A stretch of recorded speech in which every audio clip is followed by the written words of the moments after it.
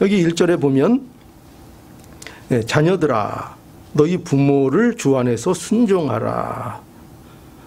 여기에 이제 자녀들은 믿는 자녀들을 말합니다.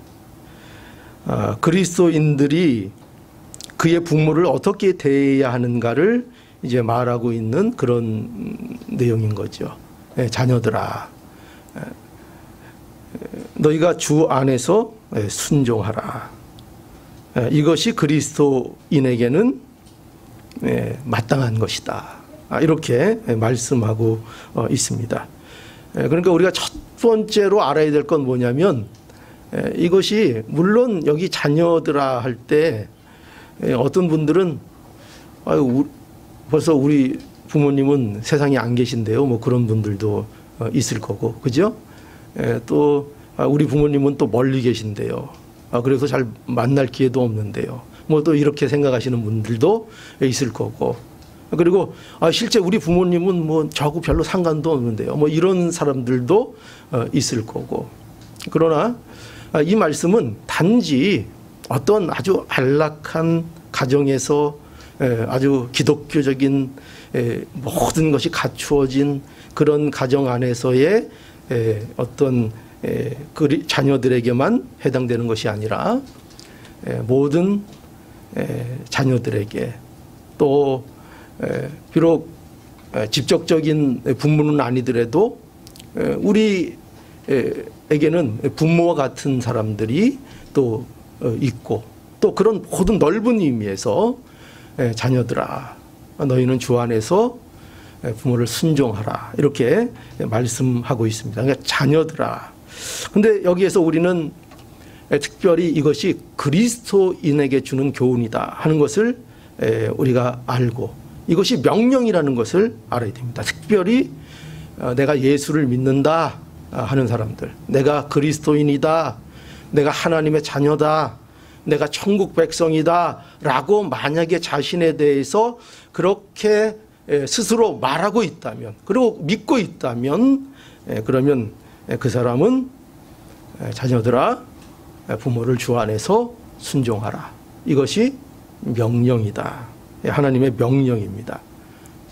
사도는 이 말씀에 대해서 이것이 옳으니라 이렇게 얘기하고 있습니다. 이것이 옳으니라. 이게 무슨 말이죠?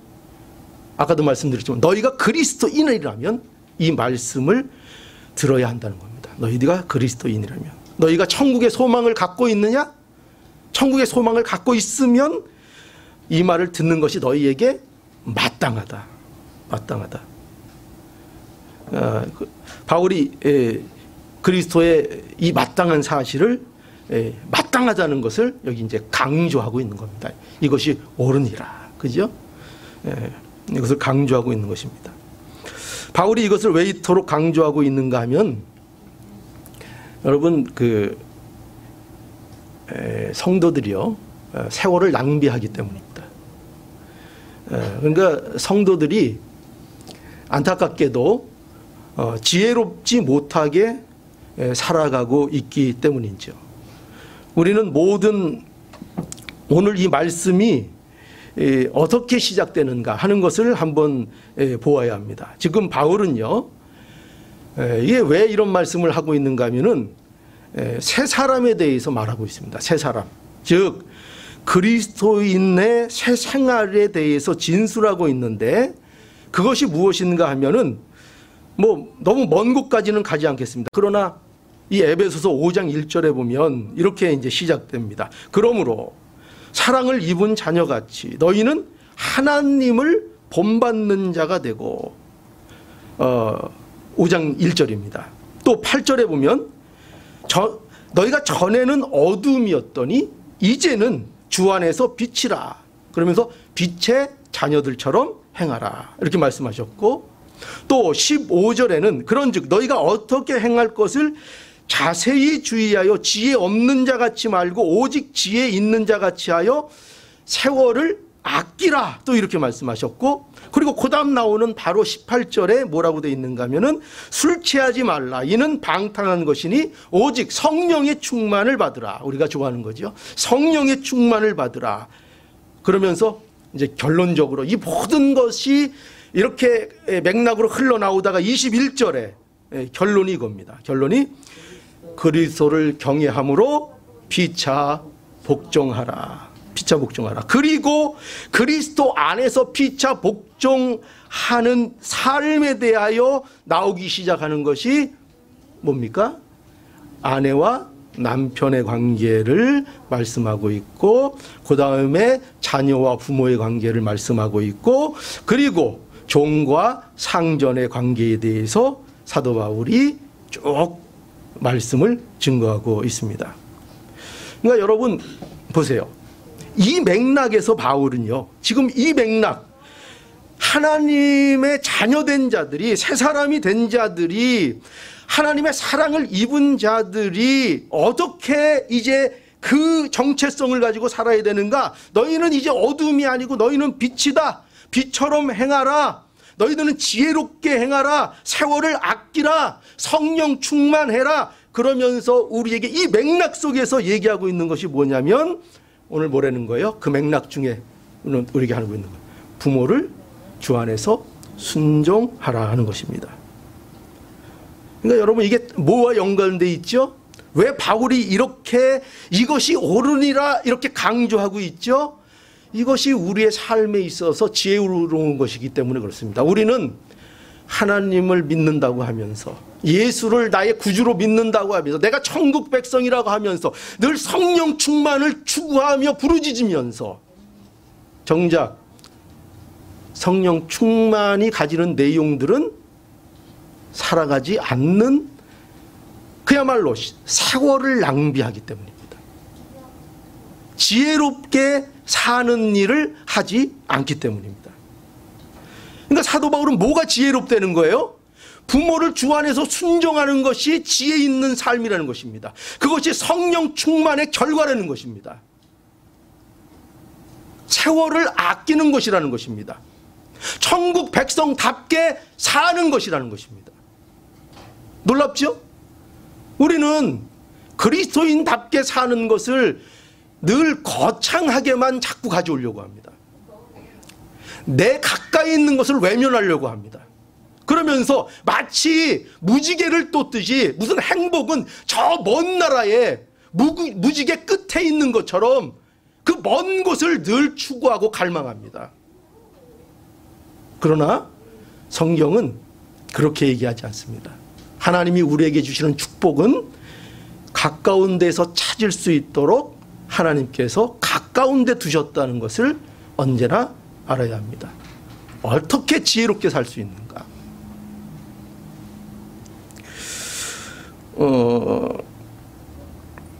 여러분, 그리스도인들에게 있어서 부모를 순종을 하는 것은요, 부모가 자녀보다 경험이 많아서 잘 순종하면 유익이 되니까 순종하라는 것이 아닙니다. 그런 얘기를 하자는 게 아닙니다. 부모가 나를 낳아줬으니까 윤리적으로 도덕적으로 그게 도리가 아니냐, 그래도 나를 낳아주신 부모님인데, 그런 차원이 아닙니다. 성경은 단순히 그런 차원으로 부모 공경을 말하고 있지 않습니다. 여러분, 육신의 부모만 부모가 아닙니다. 신앙의 부모도 부모고요, 나를 입양해서 키운 부모도 부모고요, 나를 참으로 부모처럼 돌보는 그 누가 있다면 그가 우리의 부모일 수 있습니다. 그런 부모에 대하여 우리는 그리스도인이 부모를 순종해야 하고, 그것이 옳다는 것을 우리는 알아야 합니다. 그것이 옳습니다. 성경이 말하는 것은 그것이 옳다는 것입니다. 그것이 하나님의 뜻에 맞기 때문이라는 것입니다. 그것이 세상 사람들은 다 눈치 보면서 그렇게 안 하면 손가락질 받으니까 우리도 그와 같은 분위기를 맞춰야 돼 라고 하는 그런 부모 순종이 아니라, 그것이 하나님의 법에 맞기 때문에 그 일을 하라는 것입니다. 그것이 하나님을 알고 예수 그리스도를 아는 자들에게는 마땅한 것이다. 마땅한 것이다. 이 옳은 것을 하지 않는 것이 우리의 시간 낭비라는 것을 알아야 됩니다. 세월을 낭비하는 것이라는 것을 알아야 됩니다. 사람이 타락하고 죄의 성량으로 모두가 인생을 허비하며 삽니다. 모두가 방탕하게 삽니다. 제가 늘 얘기했죠. 방탕은, 성경에서 말하는 방탕은 뭐 뒷골목에 몰래 숨어들어서 술 먹고 딴짓하고 이걸 얘기하는 게 아닙니다. 성경에서의 방탕은 하나님이 우리에게 허락하신 것들을 바르게 알지 못하고 바르게 쓰지 못하고 그 자리에 바르게 있지 못하는 것이 방탕이라는 것을 알아야 합니다. 그러니 우리가 얼마든지 점잖하게, 얼마든지 세상의 모범적인 삶을 살면서도 방탕할 수 있다는 걸 알아야 합니다. 우리는 세상적인 잣대로 우리의 삶을 보는 자들이 아닙니다. 하나님께서 우리를 보는 것입니다. 우리는 인생을 허비하지 않아야 합니다. 자신의 이 귀한 인생을, 한 번밖에 없는 인생을 허비하며 살면 안 됩니다. 세월을 낭비하면 안 됩니다. 부모를 거역하는 것이 얼마나 그리스도인들과 어울리지 않는 것인가를 우리는 분명하게 알아야 합니다.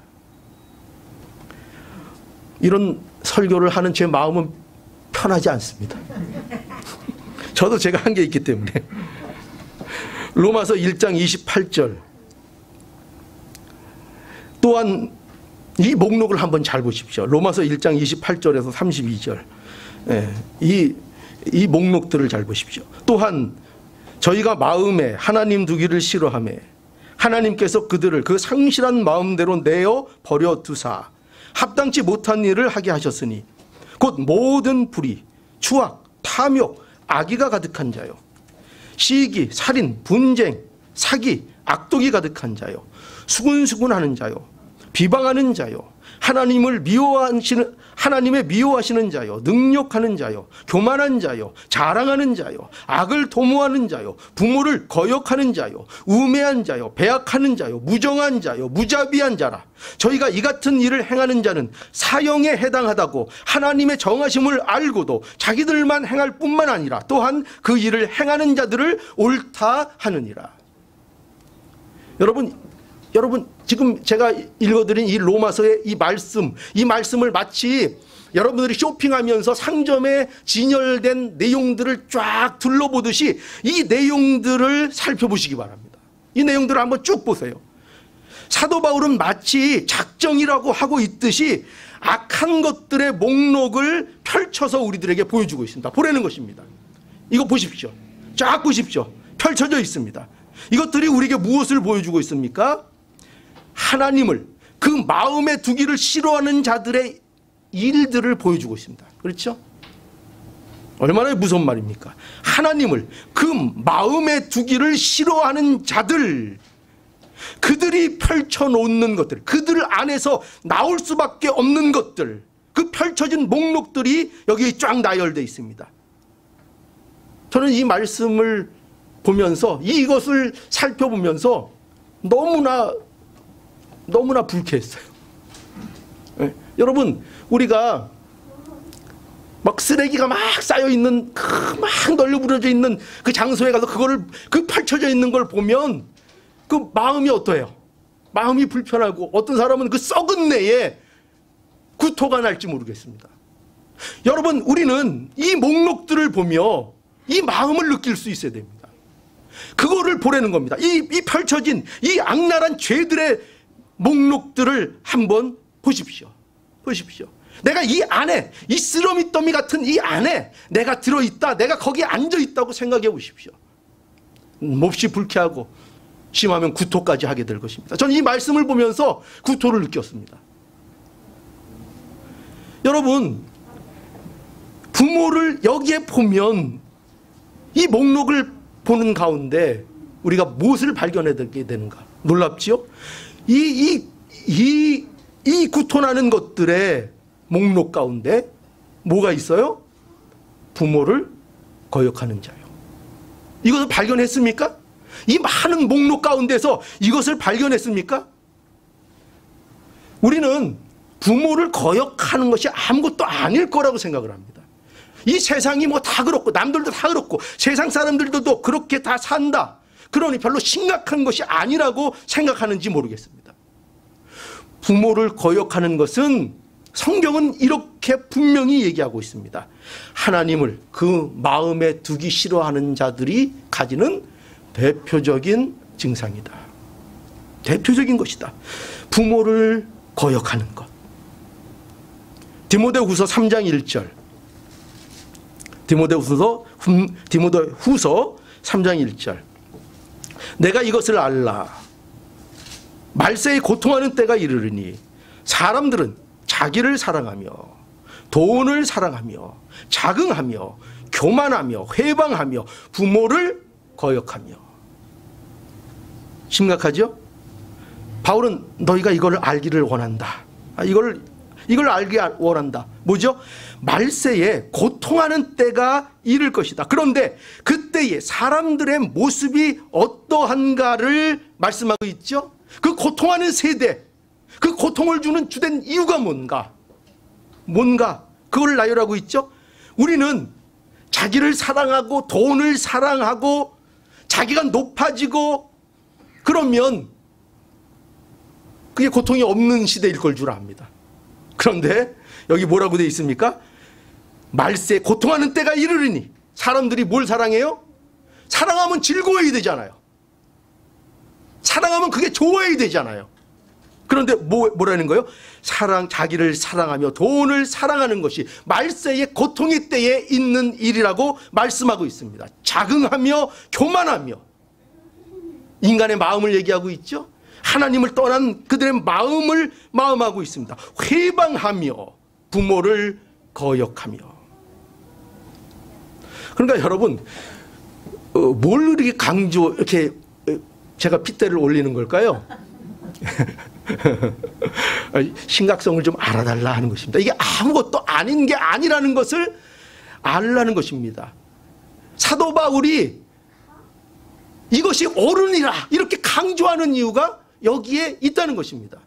그러니 저도 여러분들에게 이것이 옳으니, 이것이 하나님 백성의 모습이니, 이것이 성경이니, 이것이 하나님이 우리에게 원하시는 것이니, 그러니 마땅히 부모를 주 안에서 순종해야 할 것입니다. 그거를 말씀하고 있습니다. 여러분, 세월을 낭비하지 않기를 바랍니다. 부모를 주 안에서 순종하기를 힘쓰기를 바랍니다. 그럼 우리가 이런 문제에 대해서 또 이제 실제적인 그 문제를 우리가 생각하게 됩니다. 그럼 어떤 문제냐? 그것은 그럼 목사님 그러면은 부모를 무조건 순종해야 합니까? 여러분 어떻게 생각하십니까? 부모님이 잘못된 것을 요구하면 그러면 어떻게 해야 하겠습니까? 아주 현실적인 문제이죠. 그래서 우리는 부모를 여기 뭐라고 되어 있는가? 말씀에 뭐라고 사도 바울은 꼭 집어 얘기하고 있는가 하면은 그냥 순종하라 이렇게 되어 있지 않죠? 주 안에서 순종하라. 주 안에서 순종하라는 것이 어떤 것인지를 우리는 알아야 합니다. 여러분, 이 훌륭한 모범을 또 우리 예수님께서 친히 우리에게 보여주셨습니다. 그 예수님께서 가나 혼인잔치, 여러분 아시죠? 가나 혼인잔치에서 그의 모친 마리아와 이 가나안 혼인잔치에 이제 예수님이 이제 참여를 하셨습니다. 그때 마침 포도주가 떨어졌습니다. 마리아가 이 사실을 이제 예수님께 이 사실을 그대로 말했습니다. 왜 예수님에게 마리아가 이것을 말했을까요? 예수님에게 뭐 좀 어떻게 해보라는 겁니다. 이 문제를 좀 어떻게 해결 좀 해볼 수 없겠느냐는 것입니다. 그때 예수님께서 이상한 말씀을 마리아에게 했습니다. 뭐라고 했을까요? 여자여, 나와 무슨 상관이 있나이까? 예. 물론 이 말을 해석하는 데 있어서 이 여자라는 말이 이렇게 막 그냥 아무나 이렇게 던지는 말이 아니라 굉장히 이제 존칭이다. 이렇게들 이제 해석들을 많이 합니다. 그러나 그렇다선 치더라도, 그렇죠? 아무리 존칭적인 용어라고 할지라도 이 말은 좀 우리를 당황스럽게 하는 것입니다. 여자요. 뭐 이렇게 여자요 이렇게 안 하고 여자요 이렇게 했다고 해도 그래도 나와 무슨 상관이 있습니까? 나와 무슨 상관이 있습니까? 굉장히 당황스럽습니다. 그리고 곧 이어서 내 때가 아직 이르지 못하였나이다 라고 이제 또 예수님이 말씀하십니다. 이러한 예수님의 말씀을 보면 우리는 예수님이 마리아의 청을 거절할 것처럼 느껴집니다. 그런데 말씀을 계속 보면 결국 예수님은 이 문제를 해결하십니다. 그래서 우리는 여기에서 이제 한 가지 의문이 들지요. 그게 뭐냐면 예수님이 어차피 이 일을 하실 일이었다면 어머니가 요청할 때 그냥 그렇게 하겠습니다 얘기하고 이 일을 하면은 참 보기도 좋았을 거고 우리도 이분가 왜 그러셨을까 의심도 안 가질 거고 그럴 텐데 예수님께서 이 말씀을 여자여 나와 무슨 상관이 있나이까 하신 후에 결국 이 일을 하셨다 하는 것입니다. 그래서 우리는 왜 이런 말씀을 굳이 예수님이 하셨는가 우리가 생각할 수 있습니다. 여기에는 분명한 이유가 있죠. 어떤 이유인가 하면은 예수님은 하나님의 구원 사역을 이루기 위해서 오신 하나님의 일을 하시는 그리스도입니다. 그러니까 예수님에게는 그리스도로서 할 일이 있습니다. 그것은 누구도 간섭할 수 있는 일이 아닙니다.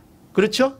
그것은 하나님의 뜻에 의해서 하나님의 작정대로 예수 그리스도께서 하나님의 때에 하나님의 방법으로 이루실 일들입니다. 그러니까 이 일들에 대해서는 아무리 당신이 나의 어머니라 할지라도 이것을 당신이 간섭할 수는 없는 일입니다라는 것이 그 말의 사실은 다 내포되어져 있습니다. 그래서 우리는 여기에서 무엇을 어떤 교훈을 취해야 하는가 하면은 우리는 순종이 오늘 본문과 연결하여 우리의 순종이 어떤 순종이어야 된다고요? 순종은 주 안에서의 순종이어야 한다는 것입니다. 여러분도 이 말씀을 듣고 어머니 보고 말 안 듣는 어머니가 내 생각과 다른 것을 말씀하신다고 해서 여러분에게 여자여 이렇게 하라는 그런 뜻 아닙니다. 그렇죠? 꼭 그런 거는 잘 따라하는 분들이 있어요. 이상하게 성경이 말하는 요점은 잊어버리고 항상 그런 부분만 잘 기억해서 또 집에 가서 어머니 보고 여자요. 밥 주세요. 예. 그렇게 써먹으라고 주신 말씀이 아닙니다. 예수님은 자신이 하나님의 아들이라고 해서 육신의 어머니에게 결코 무례하거나 그 어머니를 거역하지 않으셨습니다. 그것은 어떻게 그렇게 압니까? 목사님이 예수님하고 같이 살아봤습니까? 압니다. 왜요? 그것은 너무나도 자명한 사실이 아닐 수가 없습니다. 만약에 예수님이 그와 같지 않으셨다면 그분은 우리의 구주이실 수 없습니다. 그는 분명히 그의 육신의 부모에 대해서도 순종하셨을 것입니다. 어디 안에서요? 하나님 뜻 안에서 순종하기를 충실하셨을 것입니다. 그러니 우리에게 있어서 순종은 주 안에서의 순종을 하나님께서 우리에게 명하고 계십니다. 주 안에서 지혜롭게 신앙 안에서 또 우리 불신 부모 그러니까 그리스도인 자녀가 꼭 믿는 부모만 있는 것이 아닙니다. 그렇죠? 믿지 않는 부모도 부모이고 그러나 믿지 않는 부모라고 어머니는 아버님은 나의 신앙생활에 대해서 아무것도 몰라 그러면서 모든 일에 거역하고 불순종하라는 얘기입니까? 아닙니다. 그죠? 지혜롭게 주 안에서 그 모든 것들을 잘 이끌 수 있도록 우리는 이러한 지혜를 주 안에서 갖고 주 안에서 순종하는 자녀들이 되어야 하는 것입니다. 그래서 우리는 부모를 주 안에서 순종해야 합니다. 그런데요, 여기 사도는 이러한 문제를 단순히 여기에서 이제 끝나지 않습니다. 여기서 끝나지 않고 이제 그리스도인들이 부모를 순종하는 일에 이 문제에 있어서 이것을 더 이제 사도 바울은 이 명령을 보강시키고 우리에게 그 뜻을 증진시켜서 우리에게 또 말씀을 전해줍니다. 자, 2절을 한번 보시죠.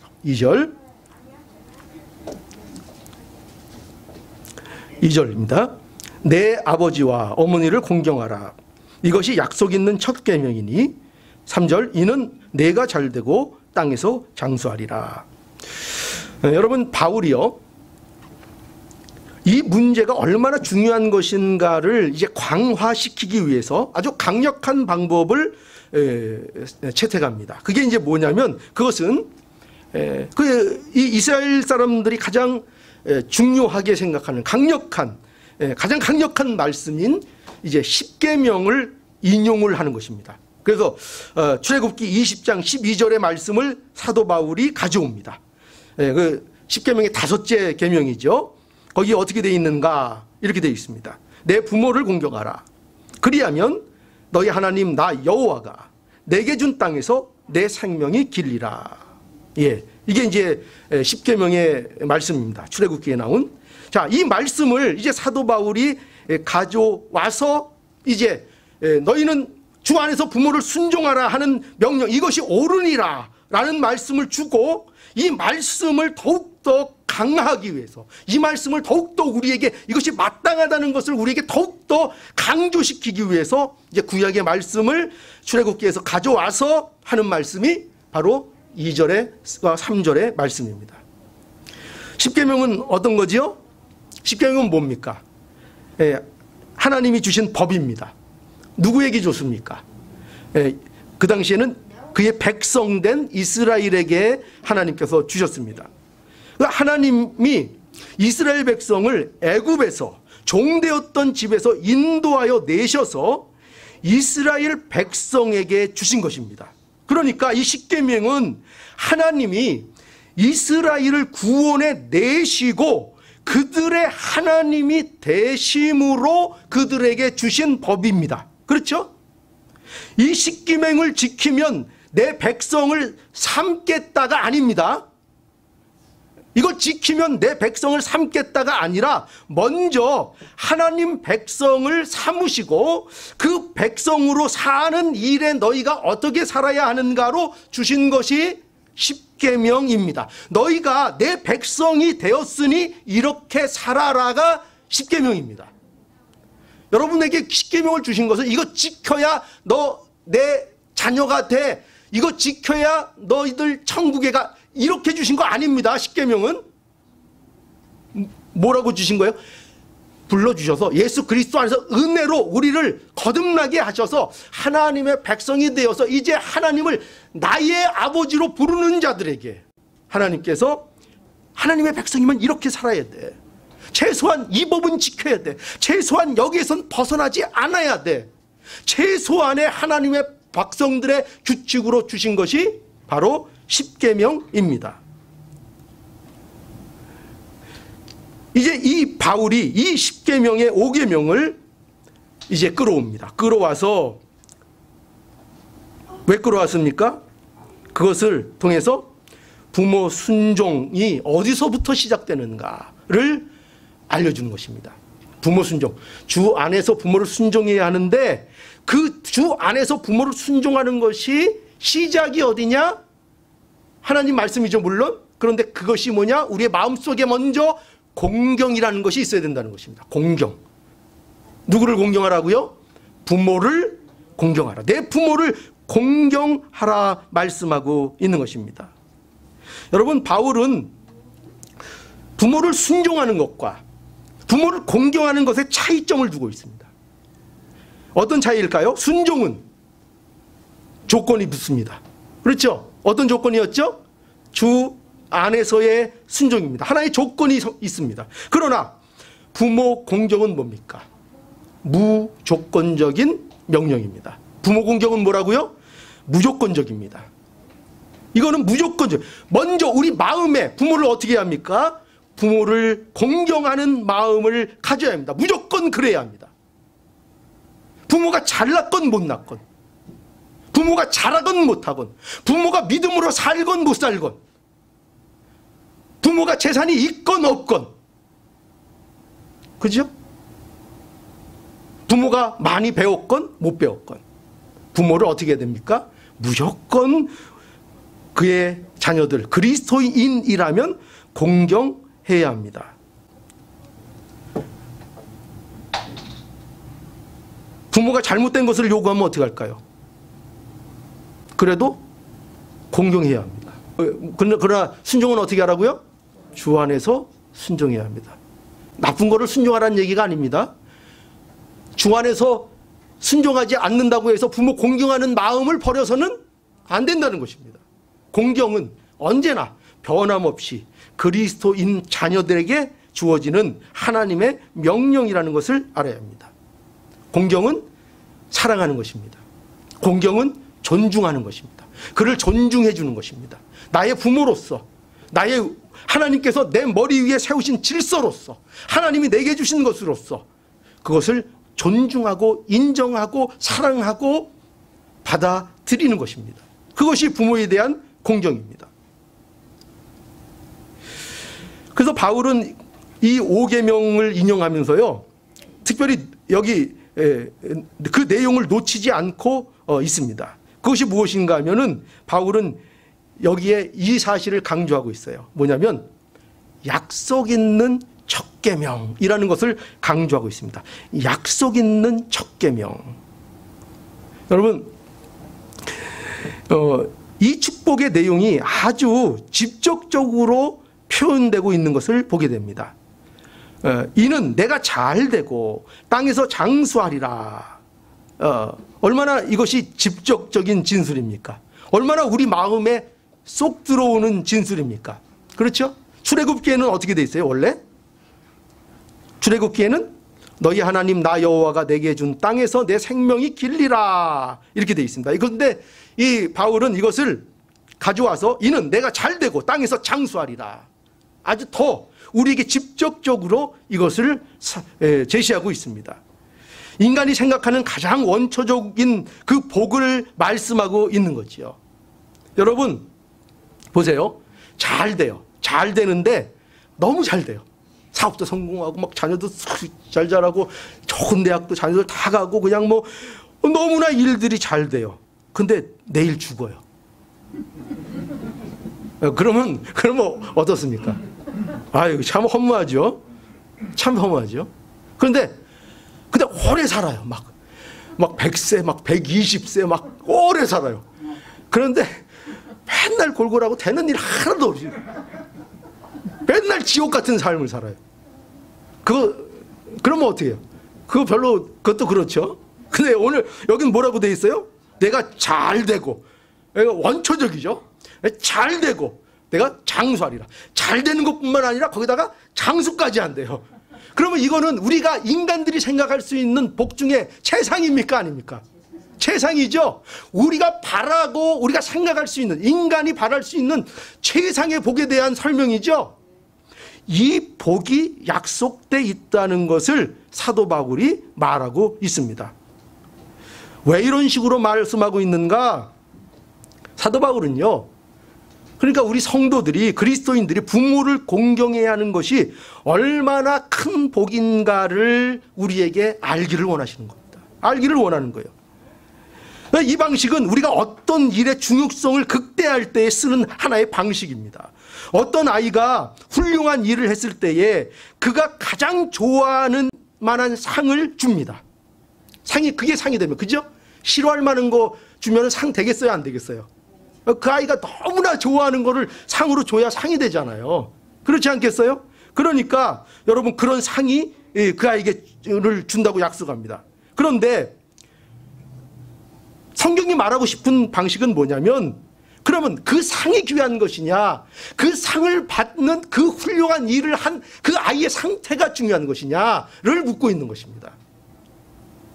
너희에게 이 잘되고 내가 잘되고 땅에서 장수하리라, 세상에서 가장 뭐로도 비교할 수 없는 가장 최상의 복을 받는 그 상태라면, 그것이 그 복을 받는 그 부모를 순종하는, 부모를 공경하는 그 상태가 얼마나 복된 것인가를 알려는 것입니다. 그거를 강조하는 것입니다. 그것을 알려주는 것입니다. 왜? 우리가 어떻게 알기 때문에. 좋은 거를 보여주고 그것과 비교하여 너희 안에 있는 너희의 상태와 너희의 복이 너희의 눈에 보이는 것과 어떻게 매치가 되는가, 우리가 눈으로 볼 수 있는 복의 복됨을 보며 우리 안에 하나님께서 허락하신 그 복의 풍성함을 읽어내라는 것입니다. 그걸 본래 하는 것입니다. 너희가 잘되고 장수하리라. 그러면 이 말은 그저 신앙적으로만, 우리의 신앙적 풍성함만 단지 얘기하는 것일까요? 또 그렇지도 않습니다.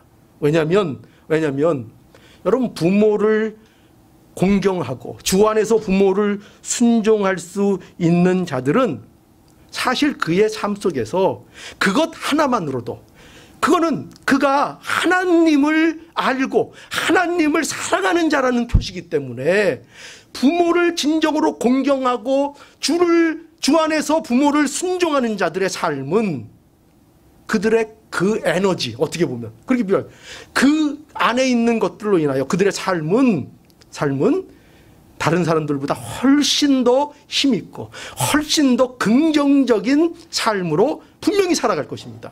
여러분 한번 생각해 보십시오. 하나님이 나의 하나님인 것을 믿고, 하나님의 주권을 내가 믿고, 내가 어떤 자리를 주시든지 그것이 하나님의 고마운 감사하신 자리인 줄 알고, 그것을 감사한 자리로 받아들이고, 그것을 믿음으로 사는 자의 인생, 부모를 공경하며 부모를 순종할 줄 아는 자들의 인생이 어떠하겠습니까?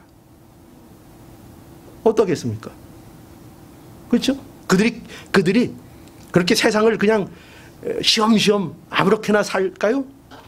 그렇지 않습니다. 그러니 그들도 이 어떻게 보면 현실에서도 어떤 복을 누릴 수 있어요?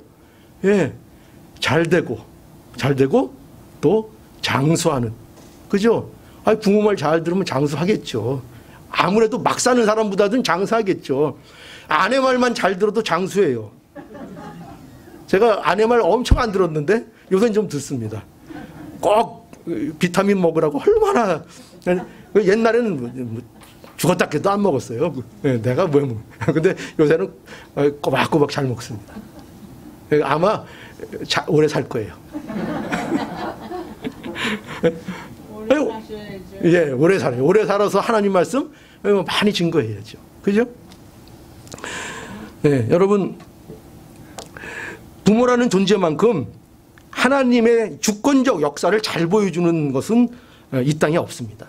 이 세상 누구도 한번 생각해 보세요. 왜 그런가 하면 이 세상 그 누구도요, 부모를 선택할 수 있는 사람은 없습니다. 그렇죠? 부모를 선택할 수 있는 그 어떤 것, 배우자도 내가 어느 정도 세상 쪽에서는 내가 선택할 수 있어요. 그죠? 그러나 부모만큼 내가 선택권이 없는 것도 없습니다. 온전히 부모는 하나님의 주권을 인정해야 받아들일 수 있습니다. 하나님의 주권. 왜 나는 하필이면 이런 부모야? 왜 하필이면 나는 이런 가정이야? 왜? 너무나 말할 수 있죠. 그런데 보십시오. 그래서 이것만큼 하나님의 주권을 복종한다는 의미가 없어요. 부모에게 순종하는 것, 부모를 공경하는 것만큼 뭘 받아들인다는 거예요? 나는 도무지 이해할 수 없지만, 이 자리가, 내가 지금 있는 자리가 왜 도대체 내가 있어야 되는 자리인지를 나는 도무지 이해할 수 없지만, 하나님께서 나를 이 자리에 두셨으면, 그리고 그 누군가를 내 머리에 두셨다면, 그러면 그것이 하나님의 뜻인 줄 믿고 받아들이고 거기에서 하나님의 뜻을 이루어 나가는 이 삶을 사는 것, 이것이 우리에게 있어서 필요한 것입니다. 그러니까 부모 순종만큼 주님의 주권을 인정하는 게 없는 거예요. 주님의 주권을 믿지 못하고 하나님을 원망하고 사는 것만큼 어리석은 것은 없습니다. 그것은 시간 낭비입니다. 자, 자녀들아, 부모를 주 안에서 순종하라. 이것이 옳으니라. 내 아버지와 어머니를 공경하라. 이것이 약속 있는 첫 계명이니 이는 내가 잘되고 땅에서 장수하리라. 예, 하나님께서는 그리스도인들의 복을 누리는 최고의 것들을 우리 가까이에 두셨다는 사실을 언제나 잊지 않기를 바랍니다. 이것을 잊지 마시고 세월을 낭비하지 마시고 우리의 가까이에 있는 것들을 통해서 복을 누리는 지혜로운 성도들이 될 수 있기를 간절히 바랍니다. 아멘.